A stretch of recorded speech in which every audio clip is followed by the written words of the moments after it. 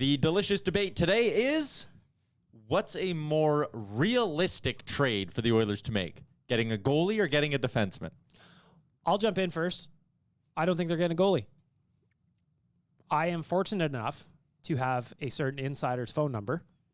I called him and asked him, and he says he does not think the Oilers are going to trade for a goalie. So I'm going to buy what Frank Saravalli is selling, pretending that this is buy and sell from the DFO rundown. Mm-hmm. I'm going to say I am selling that they will get a new goaltender before the deadline. So I'm going to say a defenseman. Tyler, how does that strike you?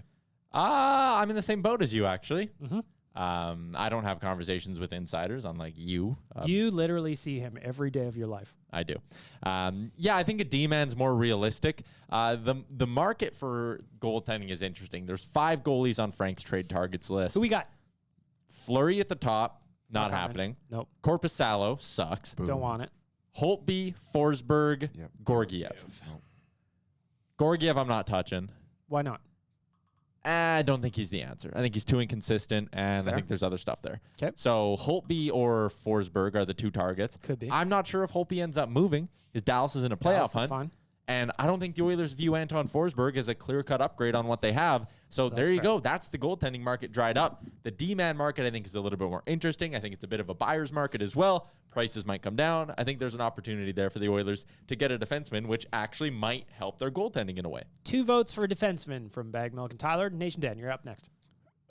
That was a really good explanation, Tyler.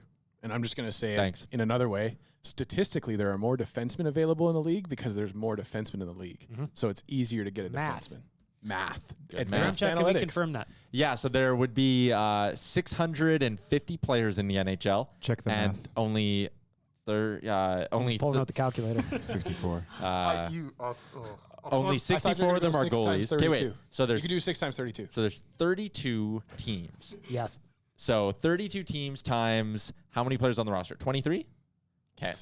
So that means there's 736 players in the NHL. Minus 64 of them, which are goalies. 7 times 32 and 2 times 32. There is 192 active defensemen in the NHL currently. Assuming a 6. There you go. That's what I was going to say. He just beat me. How many defensemen? 192 active. If you, as Bag Milk pointed out correctly, if everybody's running a 6 defenseman, and 193. No, if you because count they'll have Seabrook. at least one in their 23, so it's 7 on a roster. You're only playing 6, so except for us, so we play add another 7. 32 to that then. Yeah, so I'd say it's 7 defensemen times 32 teams. But then it's 2 goalies times 32 teams. And that's the thing too, is that a goalie, a defenseman, you can add a depth defenseman from an AHL team, and they may be able to help you out down the line. If you're adding an AHL goaltender, that goalie isn't in your lineup, so the transaction just doesn't make sense. Yeah, this is going a weird way, but I want to continue down this route. Tyler, what other math you got going on over there on that laptop? How many centermen do you have? Yep. 4 times. Damn it! I closed my calculator. So we're going off scripts here. If we get rid of healthy, no script. Yeah, and I was actually going to upload. Today. I was going to upload this segment to a YouTube video. This would be good. Oh, this would be perfect. Sure. So 32 teams times 4 centermen a team is. Oh, I hit the wrong button. 28.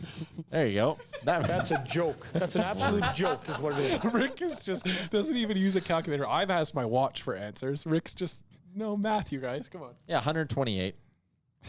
So there's your answer, delicious debate. Math. Rick, what do you think? Is it more likely to get a defenseman or a goalie? I prefer a goaltender, but I understand how they're not going to make a move for a goalie that's better than what we have right now when they're both playing, or at least all 3 of them are playing at the top of their game. So it's most likely we make a move for a defenseman. Then I'm going to switch the topic a little bit.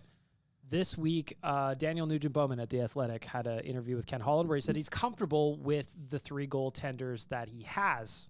Are you comfortable with the 3 goaltenders we have? I am not. Compared to what? Describe comfortable. Yeah. That you can get on a nightly basis, average NHL goaltending. I'm not comfortable. If Stu was up here, I'd feel better. Yeah. That's where I would go with it. If it's Stuart Skinner and Mikko Koskinen, I'm a little bit more comfortable. Am I? Yeah. It's not. I'm not talking into the microphone. There. That's better. So can I answer a question again? Yeah, sure. If it's Stuart Skinner and Mikko Koskinen, then I'm confident. Oh, yeah. Yeah, and Mikko's been playing good, and I'm sure that's changing it a little bit. I also think I think in the organization, they believe if they get Mike Smith going before the playoffs, they'll get a few good weeks out of him. And really, that's all you need. The guy's got to be good for, a month and a half? But there's 26 games left. And they're not a lock for the We're playoffs, still which is trying to get interesting. Schmitty up and running. That's scary to me. Well, That's why they've had a ton of injury problems with him. He's just not willing to get off his bet yet. Well, and Yeah. that's the problem. Like, at what point do you fold the cards and say, all right, well, the bet isn't paying? The field's not paying on this one. I think he's too conservative and too Yeah. rigid to make a bit of a gutsy move. So he's going to stick with this and kind of just live or die by the sword.